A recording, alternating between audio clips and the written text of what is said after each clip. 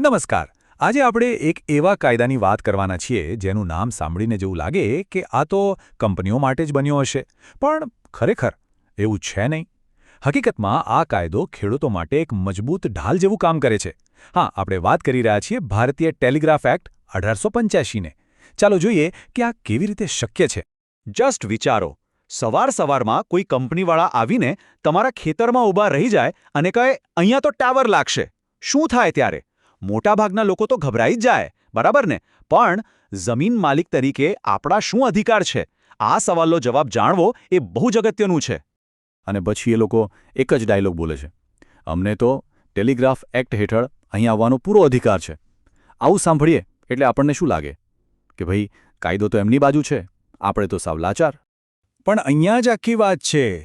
આ છે ને અડધું જ સત્ય છે. એ લોકો આખી વાત ક્યારેય નથી કરતા. પૂરી હકીકત તો કંઈક જુદી જ છે. અને એ જાણ્યા પછી ખબર પડશે કે અસલી તાકાત કોની પાસે છે. તો જુઓ, આ છે આખી વાત. કંપનીનો દાવો છે કે એક્ટ એમને જમીનમાં આવવાનો અધિકાર આપે છે. સાચી વાત. પણ એ જ એક્ટની કલમ 10C શું કહે છે ખબર છે?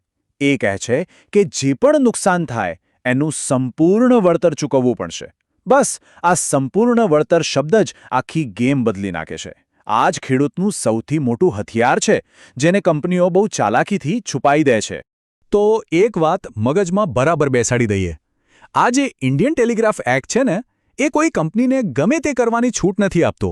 એનો હેતુ એટલો જ છે કે વિકાસના કામો અટકે નહીં, પણ એની સાથે સાથે જે જમીન માલિક છે એના હકનું પૂરેપૂરું રક્ષણ પણ થાય.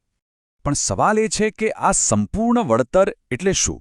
શું ખાલી જે પાક બગડ્યો એના પૈસા? ના, બિલકુલ નહીં. એનાથી તો ક્યાંય વધારે.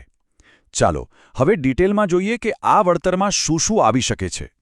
જુઓ, લિસ્ટ લાંબુ છે. તમારા ઊભા પાકને જે નુકસાન થયું એ તો ગણાય જ. તમારા ઝાડ કાપવા પડ્યા હોય એનું વળતર પણ મળે. પણ વાત અહીં અટકતી નથી. માની લો કે ટાવર એવી જગ્યાએ લાગ્યો કે હવે ભવિષ્યમાં ત્યાં ખેતી કરવી મુશ્કેલ છે, અથવા તો ટ્રેક્ટર ફેરવવામાં અડચણ આવે છે, તો એનું વળતર પણ માંગવાનો હક છે. અને સૌથી અગત્યનું, આ ટાવરના કારણે જો તમારી જમીનની માર્કેટ વેલ્યુ, એની બજાર કિંમત ઘટી જાય ને, તો એ નુકસાન પણ કંપનીએ જ ભરવું પડે. અચ્છા, એક બીજું બહાનું પણ બહુ ચાલે છે. આ તો સરકારી કામ છે ભાઈ, આમાં વળતર ના મળે. સાંભળ્યું છે ને આવું? તો યાદ રાખજો, આ વાત તદ્દન ખોટી છે. કામ ભલે સરકારનું હોય કે કોઈ પ્રાઇવેટ કંપનીનું, જો નુકસાન ખેડૂતની જમીનને થયું છે તો વળતર એનો પાક્કો અધિકાર છે. એમાં કોઈ છૂટછાટ નહીં. અને આ નિયમ તો ખાસ યાદ રાખવા જેવો છે. જ્યાં સુધી વળતરની વાત પાકી ન થાય અથવા તો ખેડૂત પોતે સંમતિ ન આપે, ત્યાં સુધી કંપની કામ શરૂ જ ન કરી શકે, એક ઈંટ પણ ન મૂકી શકે. અને જો કોઈ જબરજસ્તી કરવાની કોશિશ કરે તો એ સીધું જ ગેરકાયદેસર ગણાય. તો સવાલ એ છે કે જો કોઈ વિવાદ થાય તો શું કરવાનું? પ્રોસેસ એકદમ સિમ્પલ છે. સ્ટેપ 1, ખેડૂત વાંધો ઉઠાવે. સ્ટેપ 2, કંપનીએ તરત જ એ જ ઘડીએ કામ અટકાવી દેવું પડે. પછી આખો મામલો જાય જિલ્લા કલેક્ટર પાસે, અને પછી કલેક્ટર સાહેબ જે નિર્ણય આપે એ ફાઇનલ. આ આખી પ્રોસેસમાં જિલ્લા કલેક્ટરનો રોલ બહુ મોટો છે. એ ખેડૂતના અધિકારોના રક્ષક જેવું કામ કરે છે. એ ખાલી વળતરની રકમ નક્કી નથી કરતા, પણ એ પણ જોવે છે કે ખેડૂત સાથે કોઈ પણ જાતનો અન્યાય ન થાય.